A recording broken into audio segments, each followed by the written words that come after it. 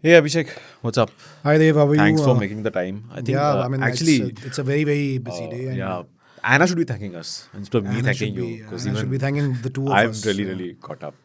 both of us. Both of us It's really a caught busy up. day, and I'm back in action after about 6 days. I was down with viral. Oh, okay. Yeah, so all these days have been extremely fiery in Parliament, Yeah, and it was expected today as well. yeah, Rahul Gandhi came, and as we speak, the Home Minister is talking. I'm yeah, sure it's a fiery session. yeah. We'll have to catch up with it a little Catch up later. with that after our episode. Yeah, a lot has happened and is happening this week as we record on a Wednesday. Our episode comes out every Thursday. We record a day before usually. It's happening this week. That we've covered previously. You have Manipur in parliament. You have Imran Khan. He has been sent to jail in a gifts with bribery sort of a case. Toshkhana. Toshkhana case. Unlikely to hold office in the near future. And Pakistan is going to go for elections very soon. Shahbaz Sharif is stepping down today, if I'm not wrong. The assembly will be dissolved so that elections can be called, etc.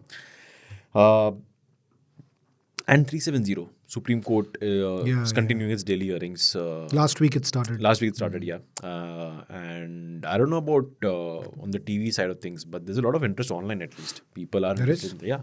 Still Yeah. interest. Yeah. At least are following what's going on in the Supreme Court very closely.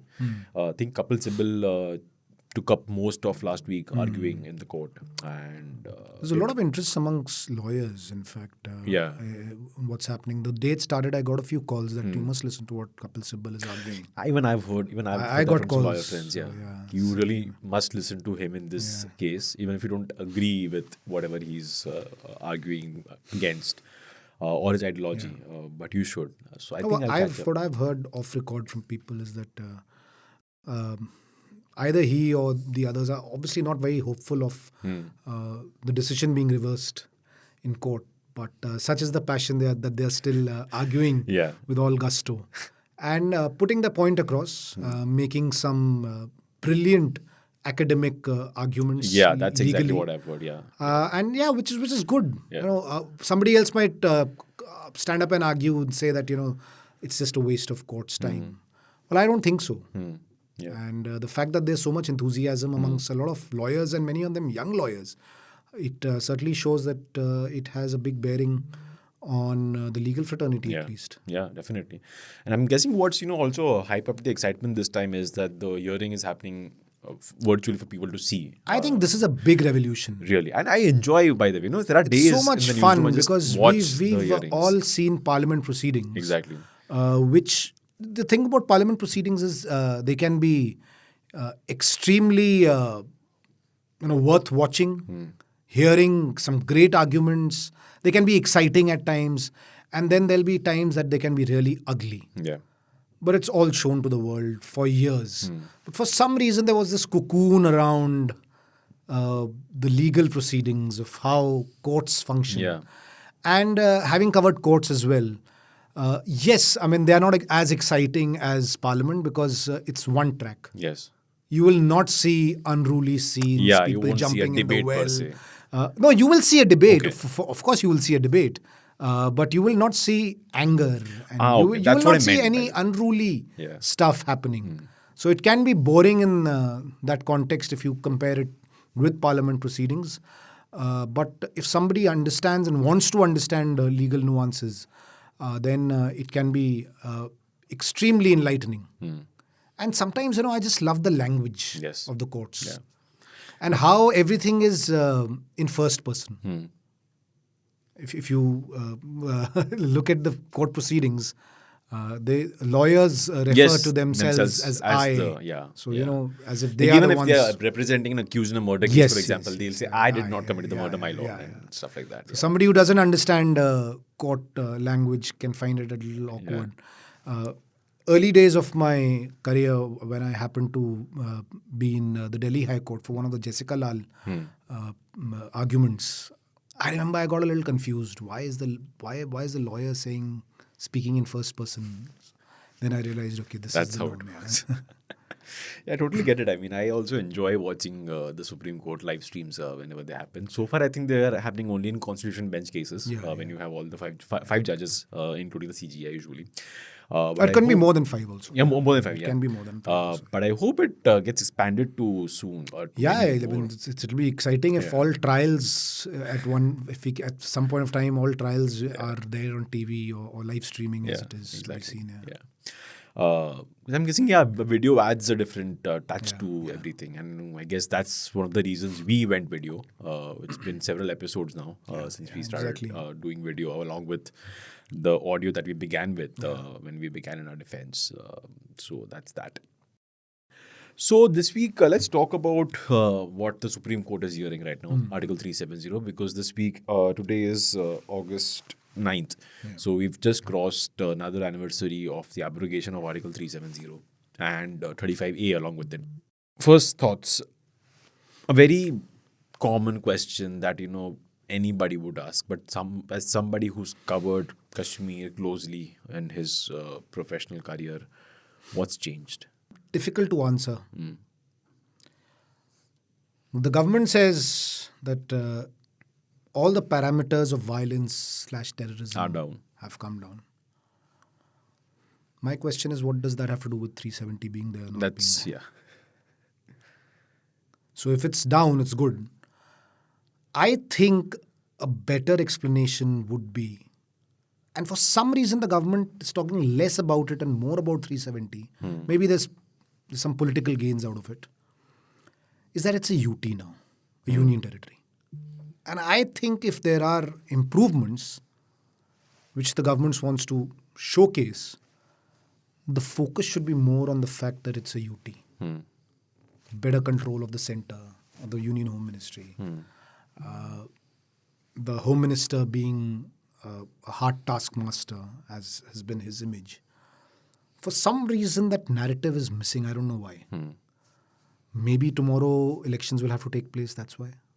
So I don't know. I don't have an answer to that. I'm just thinking aloud. Well, election will have to take place because I think the Home Minister in his speech did Yeah, say that so- eventually elections will happen. Yeah, but even if elections happen, I think it wouldn't be a bad strategy to sort of say that elections are happening because things have changed, have improved. And they improved in that interim When we took charge and came in. and this was a union territory and it was under the center's control. But I mean, do you notice this? Yeah, I do. There's too much focus on 370 and less on Jammu Kashmir because and Ladakh being union territories. Yeah, to just expand on your thought, it's more about correcting the historic blunder of That's what I'm Nehru, saying. So for I think example. I think it's more of a political thing to push the 370 narrative. But if you ask me that J&K being a union territory has made an impact, as somebody who has tracked Kashmir, definitely had an impact. I'm not sure if 370 going has had an impact or not because it's not really linked. Yeah. The powers were still there with the security agencies or other authorities to do what they are doing. The army had a lot of powers anyway. It's an AFSPA state. So for me, what's changed is that it became a UT. Yeah. And that, Only the state government has that layer in between has basically yeah, gone and away. see, this particular government has really trashed and discredited people in power in Jammu and Kashmir, Yes. people who held power there. And again, there were just two families. Two parties. Two families. families. Two families, actually, yeah. So I don't know why isn't the government talking more about the fact that they took control in their hands by making it a union territory. So I guess it's that historical blunder kind of the politics that this government is very good at. But as an observer of Kashmir and somebody who's tracked things closely, I think it being a UT has made a big impact. Yeah, and also I'm guessing also to do with like the politics of it, like you said, to spread that narrative that we are the ones who finally reintegrated Kashmir with India, like properly did it in India. It was always had a special privilege because of the special law of 370, but we've just done away with that. But it's very interesting what you mentioned because this actually is something that I wanted to discuss with you of what you said about linking Article 370's abrogation to the security situation over there. Because when you talk about security situation in a state like Jammu and Kashmir, my immediate thought goes to AFSPA and not 370. 370 was not the reason for the insurgency there. And like you said, if credit had to be taken for less instances of violence, less infiltration, fewer ceasefire violations, etc., it could be कि हमने AFSPA remove किया उसके बाद भी देखो violence कम है so we have really progress नहीं AFSPA रिमूव तो नहीं होगा खैर जिंदगी में जिंदगी में is a very big thing to say. People would say 370 wouldn't go जिंदगी में हमारी. So let's not hazard a guess जिंदगी में होनी. But AFSPA will not be removed from Jammu. Let's say near future then. In near future.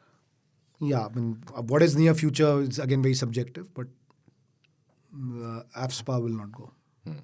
I am sticking my neck out. It's I believe not you. difficult to say. Of course, I believe you. I mean, and I think no government, regardless of who's in power, if it's Congress, BJP, whoever's in power, I think no government will do that.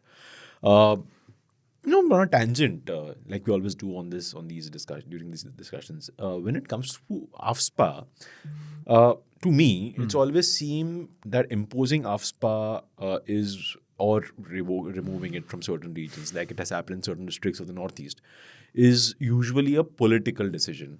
Does the security apparatus, and that usually includes the armed forces, have a stake in this decision? As in, the stake is that they are asked for their review on the situation, what they feel.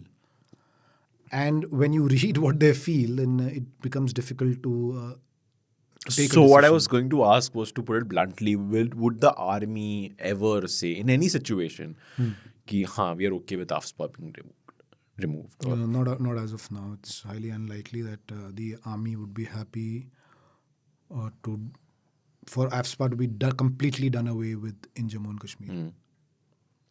Highly unlikely. Right. What the reasons are is a topic of discussion again, maybe on another day. If you want, we can do it today, but we'll stretch to 2 hours. Maybe. Stretch to, yeah, exactly. I think we'll do an entire episode on AFSPA actually sometime very soon.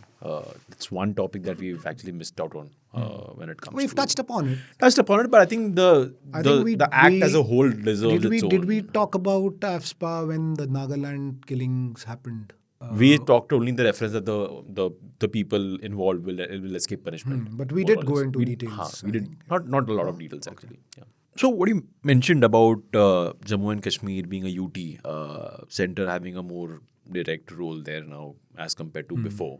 Growing up, and the more I read about Kashmir, Jammu and Kashmir, former IB chiefs, former RAW chiefs have written books about it. I think one former Army general also has written a book about it. I've always got an impression that Jammu and Kashmir is a mess of agencies. You have both the IB and the RAW operating from there for obvious reasons. And then you have the police intelligence setup. The police has its own very strongly armed wing called the SOG, the Special Operations. If you're just talking about intel, forget about operational. Achha. Just intel. So police will have their intelligence setup. Army has its intelligence setup. IB and RAW obviously function out of there. So it's a bit of a khichdi. Yeah. So with Article 370 being abrogated, even though it's not linked, and Jammu and Kashmir being declared a UT, has the situation there also seen a change, improvement in your talks with You mean to say in intelligence gathering? No, as in terms of better coordination. No, I mean, that's what I'm saying. There's absolutely no bearing on how security agencies function because of 370. 370, yeah.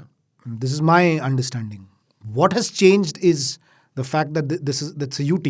The center and all these agencies that you're talking about don't have to deal with government at the local level. They don't have to deal with MLAs. They don't have to deal with local politicians who had a lot of baggage, agenda, whatever you want to call them. So in that sense, maybe their functioning has become channelized and in effect better because they know that their only bosses are who. Yeah. So that it definitely has made an impact. Not saying whether this is the right way of doing it or the wrong way of doing it. I'm just talking about results. it has given you better results. There is no stone pelting. It's a fact. It's a fact that after so many years, there was the Muharram procession that was taken out. It's a fact that the local recruitment is not what it used to be. The cases of terrorism-related incidents have come down. There's government data. Now you can argue that the government data is not correct. Misreporting, etc. So things of all that. But this is what government data says pre-2019 and post-2019, what the situation is. Having said that, there is a big problem of targeted killings, Yes. which was not happening earlier. It's happening now. Yeah. Which is happening now. Again, the numbers of those targeted killings might not be as high as terror-related incidents that would take place earlier.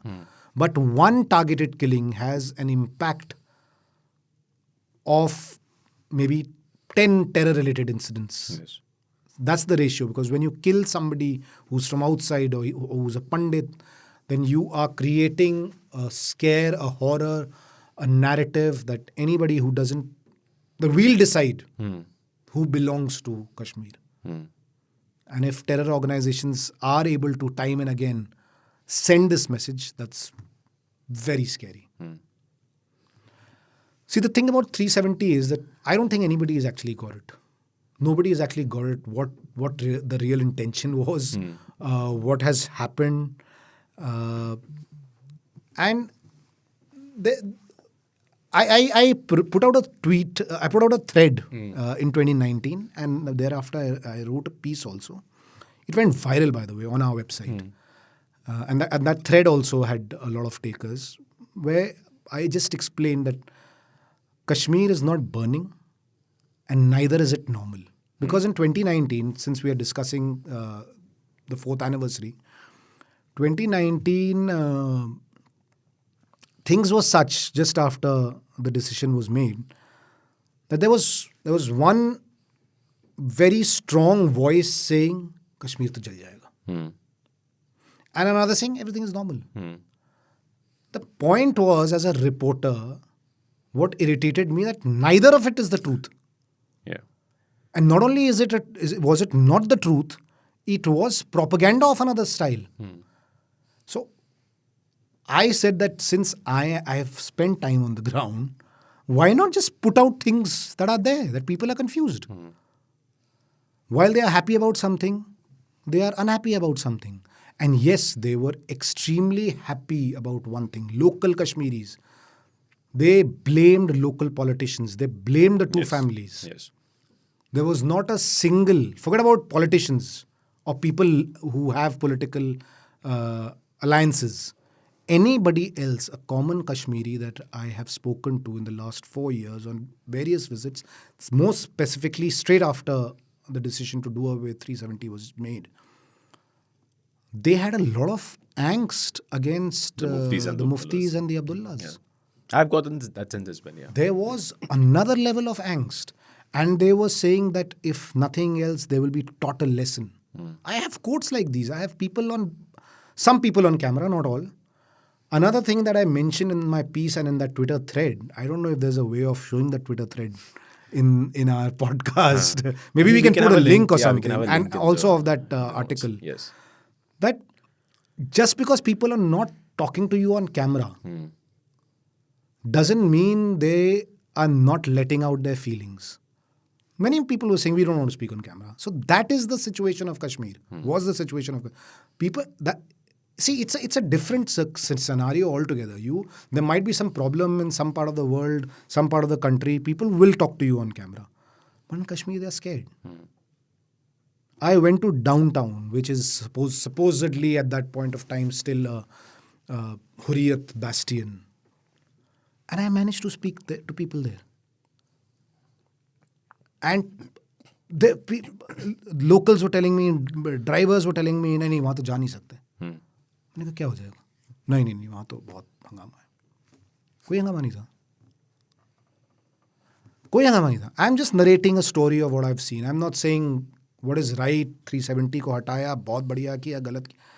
I'm just saying that there was a lot of unnecessary agenda around what's going to happen.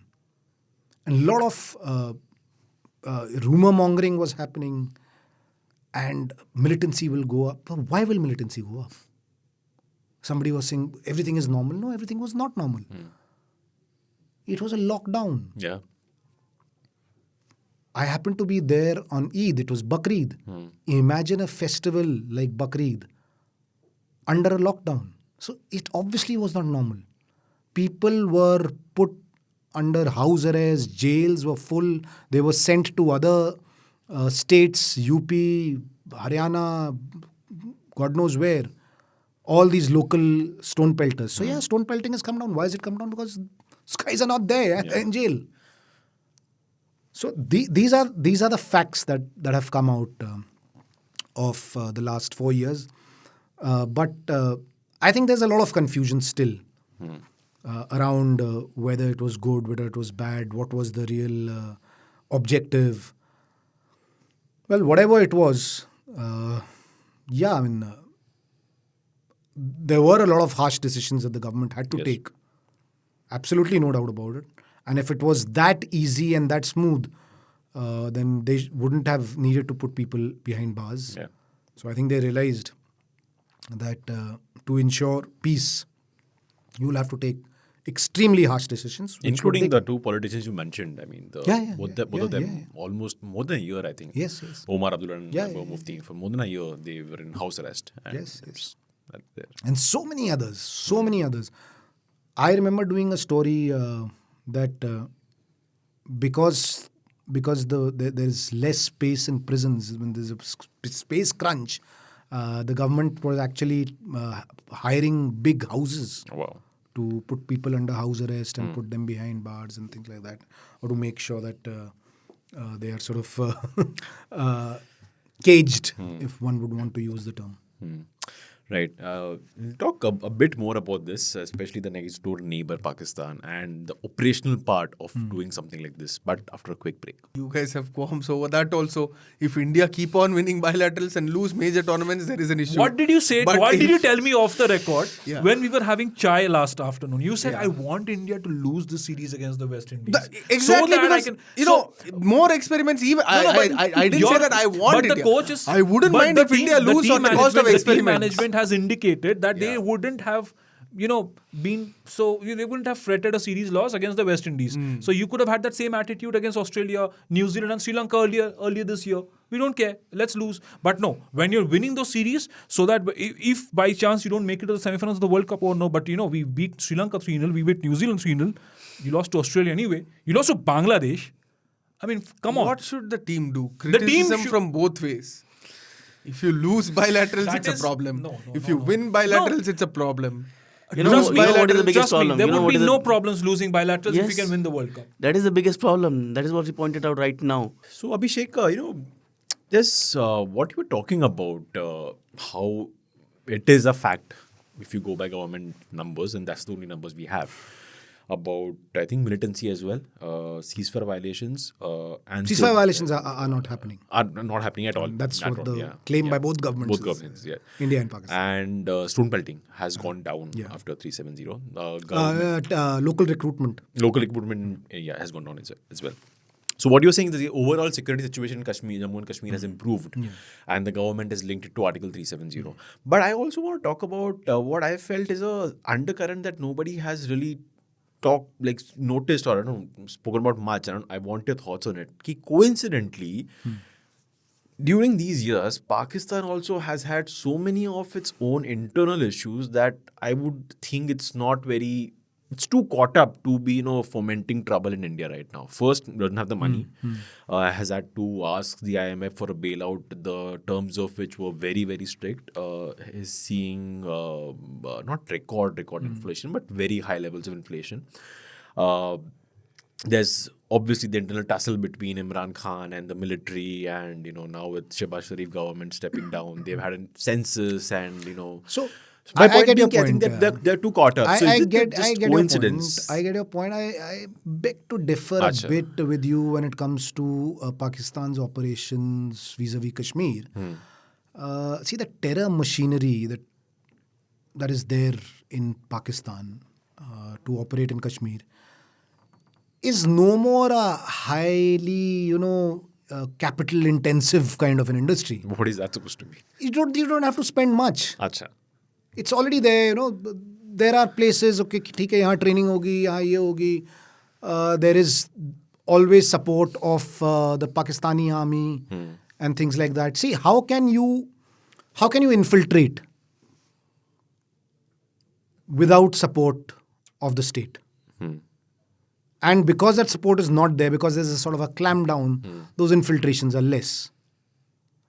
I don't think you can infiltrate. And Pakistani army is good enough to make sure that there is no exfiltration from their end if they want.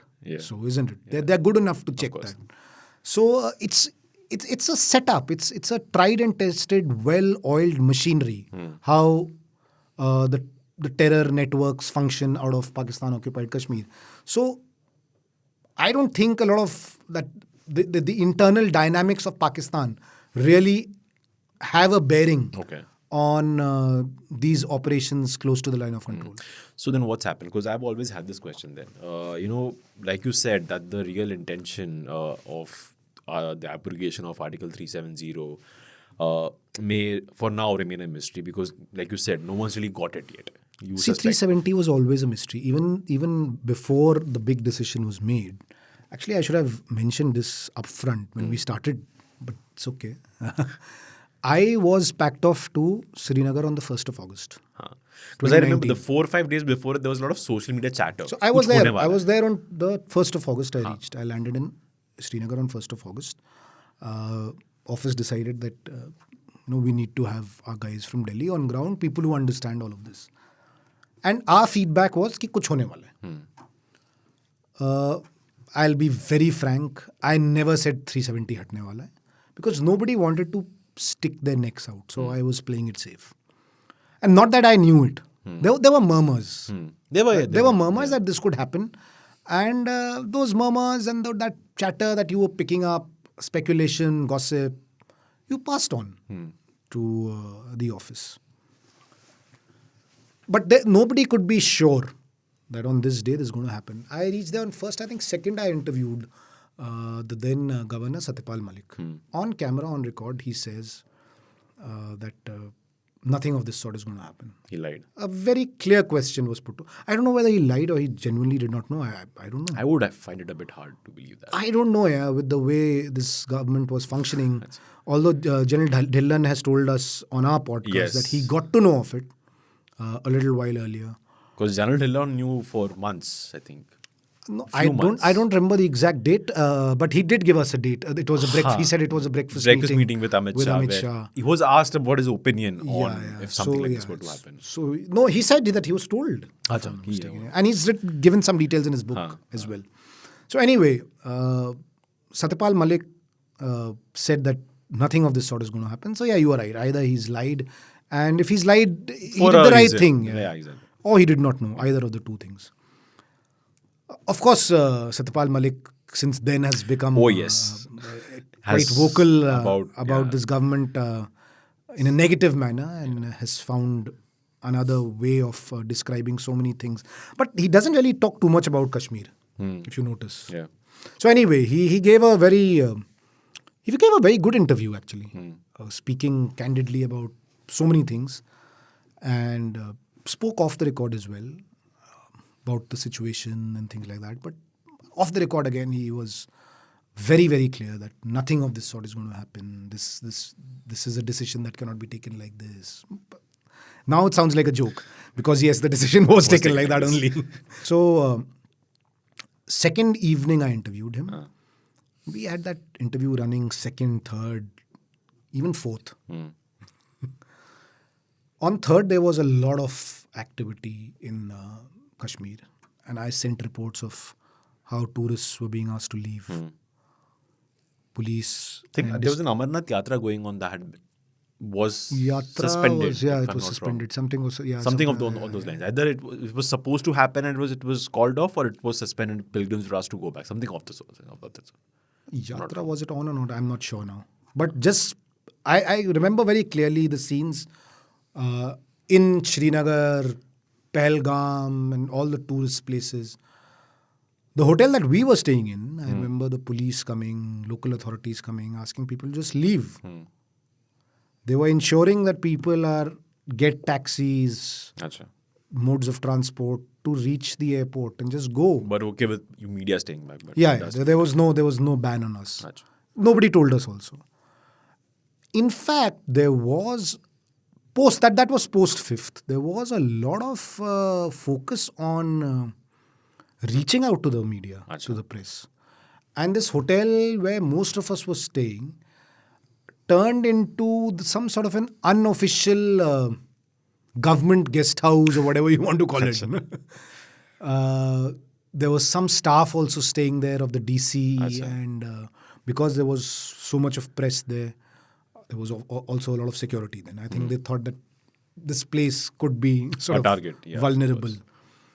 And the UN office is just below this particular hotel. Okay. Yeah.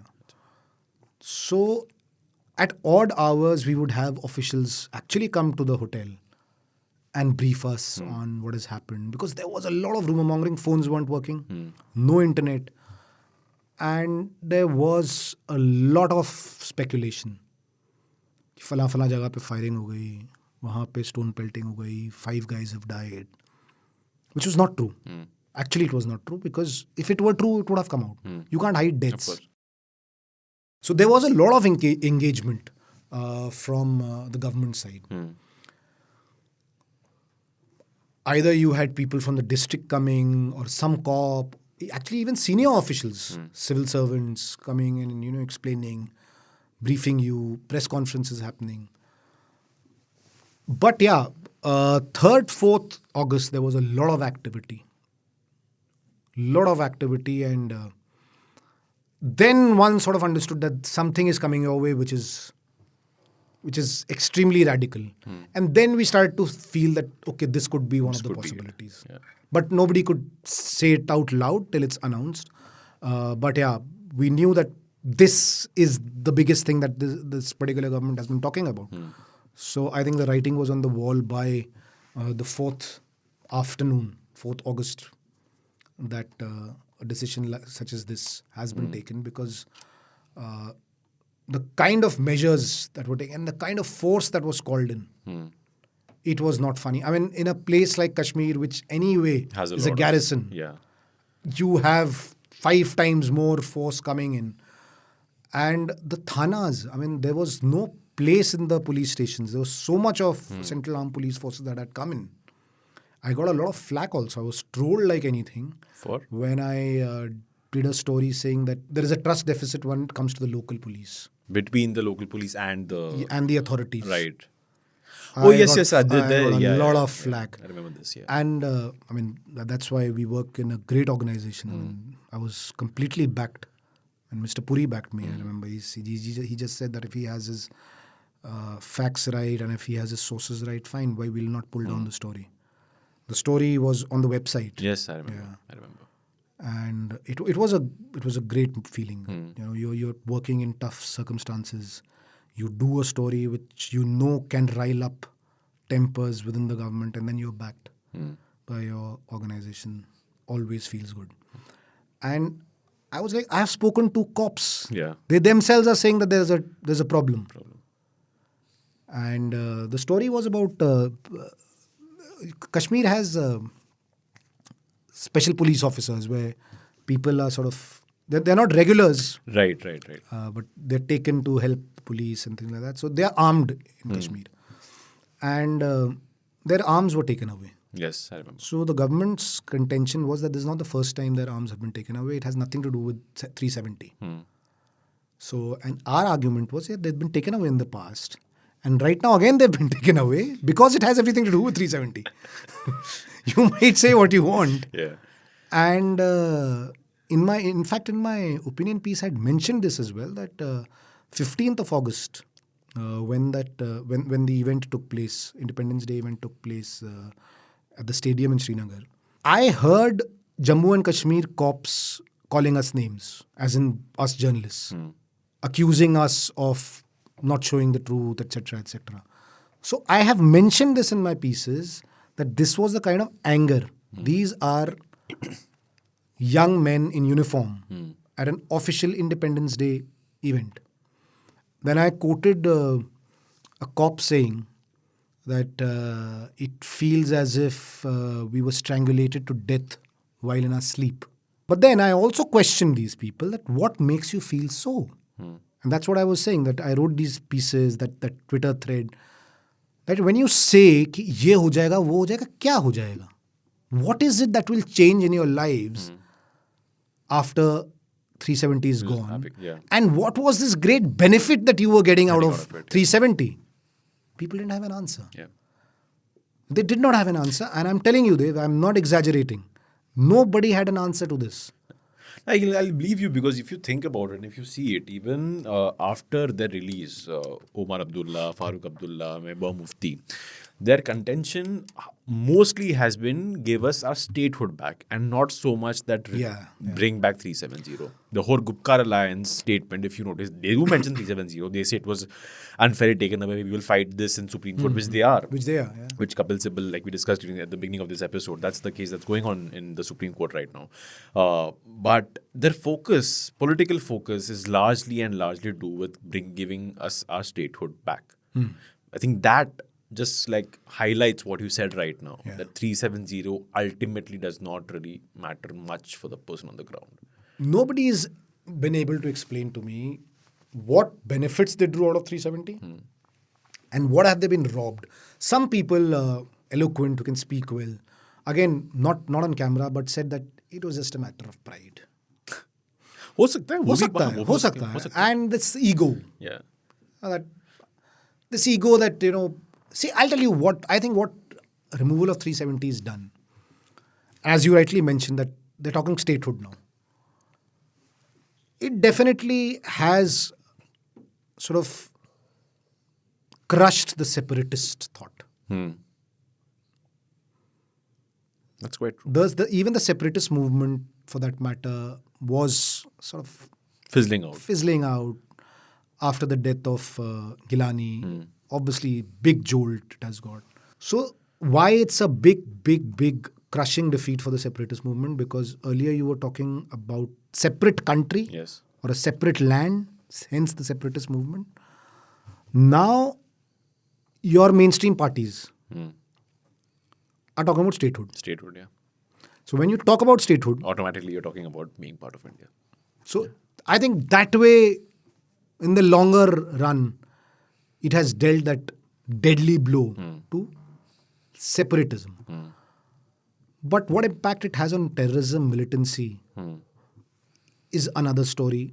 As of now, as you mentioned, that the numbers, government data suggests that all parameters are low.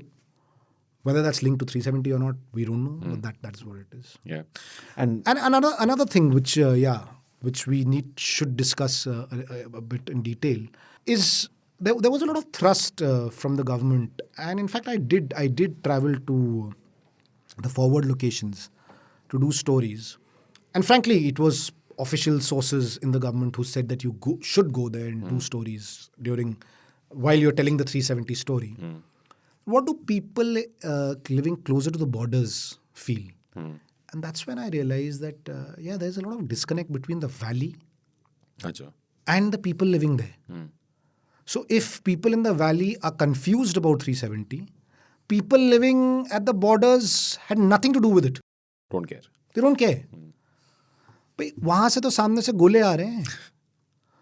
And it's a different community. It's not your typical Valley Kashmiri community. They speak a different language.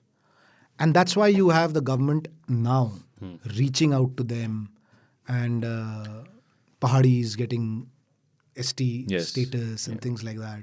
Gujjars already had. Pahadis also getting. And so Bakkarwals, Gujjars, Pahadis. The government actually was of the view, and I tend to, when I visited them and did stories, it does make sense that there was hardly any representation in the Kashmiri narrative about these people living close to the borders. Who they are, what's their population, what are their demands. Their lives are really tough. So that's another aspect that the government has addressed through the removal of 370. Again, it could have been done whether 370 was there or not. Yeah. And I think, now I think perhaps one of our legal correspondents, if they'd been there, they could have helped us with this part. But after speaking to you, I have a hypothesis that it could be that removal of 370 was necessary for the government to be able to legally declare Jammu and Kashmir UT. Perhaps that was the reason. They just thought ki either that or they would have had to modify something in 370. No, the thing was if you need to sort of have president's rule, you can just say public order. And it's a breakdown of things and things like that. And if not UT, you could have had president's rule. Which was one of the rumors being done before. So you could have definitely easily had president's rule without any legal problems. As far as 370 is concerned and the UT is concerned, it's too technical a subject. That's what. Too technical a subject because the legislature, because the assembly was not functioning at that point of time. So the counter argument is that how could you do it? The fact is it's been done. Now it's up to the Supreme Court to decide whether it's right, wrong, whatever. Status quo should be maintained. But there are definitely what the government has successfully done by the removal of 370 is 2-3 things. One is paint this picture that violence has come down. Whether it's because of 370 or not, again another thing, it's still their credit if they want to take it. The other big aspect which nobody's sort of spoken about is 2 Kashmirs, the valley and Ladakh. And not just Ladakh. Okay. Within Kashmir. Within Kashmir, you mean? The forward locations. Yeah.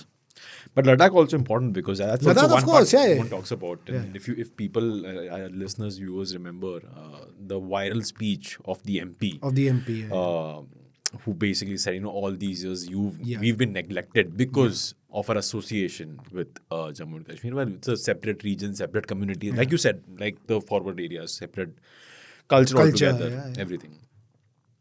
Different language. I mean, these are not Ladakhis, these are Kashmiris. They speak a different language. Yeah. They don't speak the usual Kashmiri that you hear in the valley. And it's a bit like Punjabi actually. Achha. Yeah. And I mean, those are completely different lives. For many of them, they've not crossed the passes of North Kashmir. So they've not crossed the passes, they've come nowhere close to Srinagar. So it's a different world altogether for them. Yeah, right. Final thought on this, and again, I see the entire episode we've discussed how we are just not able to wrap our heads around how 370's abrogation is or can be linked to the security situation in Jammu and Kashmir, the improvement in the security situation in Jammu and Kashmir. The UT status certainly has helped. I'm very sure definitely. Yeah. And I think you've explained it quite well, and I think I would completely agree with that as well. And also think simultaneously you had this sort of a heavy-handed approach that the army had recently taken. I think it was called Operation All Out, which initiated a couple of years before this, which saw a lot of the militants and insurgents being arrested or eliminated in encounters.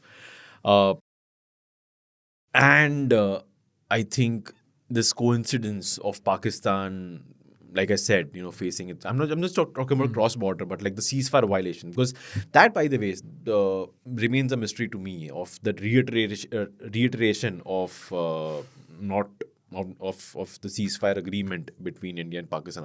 Hamid Mir has written. He wrote for us actually. We did speak about that as well. This was a lot of probably a back channel. Yeah. So what I'm going to come to He also says that Prime Minister Modi was supposed to go to Pakistan. Yeah, there was. It was like, I think what he said was that India Pakistan had reached like a handshake deal almost. Issue resolved, put it on the gold for forever. Yeah. And a formal declaration was pending, but then internal problems in Pakistan with Imran Khan's government took over and kind of the issue lost track. But what I was coming to, it's very hyperbolic question, but do you think there is finally some hope of like a long-lasting, I won't say permanent, long-lasting solution for what has historically been one of India's biggest problems internally, which is Jammu and Kashmir? That this is not the solution per se, but this is the more or less how it might look like for any future government, including this current one, to just, I love this question actually. This is it always done. asked, what is the solution and how can it be and things like that. First, you take the floor. I think so actually. I think as long as you can keep the LOC quiet, I think that's probably what you need. No, but how do you keep the LOC quiet? That I don't know. I mean, that's something that's already been done. It's a mystery to me that reiteration that happened a couple of years ago. I still don't know when that how reiteration has happened, then despite the bravado that we hear from either side, that we will take over POK or we will take over the Indian Kashmir. The moment you start with this, then you yourself are sort of creating a hurdle. you stop it then. You're creating a hurdle. So, see, the only way of ensuring this happens is that both sides agree to LOC as the Status international quo. border. That is what As the happened- international border. International border. Okay, yeah. As the international border. See, वो तो होने से That रहा. See, that no- takes a toll on your Internal politics, exactly. So no prime minister domestic of politics. this country will ever sign that, or I think any PM of Pakistan will ever sign that. But what Hamid Mir wrote about, like sort of have an informal understanding, this is it. See, then those informal understandings will always be temporary. Like it's happening with China. China is different. Yeah. China is different. I say you should not compare the two. China is far too complicated. Actually, Pakistan is much easier Okay. to solve. China is far too complicated. Again, if you take me on a tangent, do you have another hour? Well, I don't think so. We don't think, Parliament is going on. So China to kahani alag hai because there is no clarity on what the LAC is. The concept of That's what LAC. I know. The but that's concept what of I meant, LAC is because disputed. then you are then relying Here on at informal least, understanding. there is an agreed upon dispute line. Yeah. This is the line, but we disagree. So part is that? till it's an informal thing like right now, it will be temporary because it just requires small trigger for things to go wrong. Like And Balakot was. yeah, Balakot wasn't a small trigger. That was a huge trigger. Yeah, huge trigger. I am saying actually requires a very small trigger. An infiltration that has happened results in A ceasefire. results in heavy casualties Okay. on our side. Yeah. Then There will be response, obviously. And there'll be counter response. so that's why the only option is international border. Yeah. But I think if that happens, Nobel Peace Prize for both PM, leaders yeah. on both sides. But then they'll never come back to power. So So they can be happy with the Nobel Peace Prizes. And perhaps both some prime leaders. minister can try that at the fag Both end sides of his career. Both. Yeah. Not just one. Of both course. sides. And the entire team. Imagine Yeah. an entire team that says, okay, because there'll be so many advisors of the prime minister that'll say what's happening. So I mean, that will be a big miracle of sorts if it happens.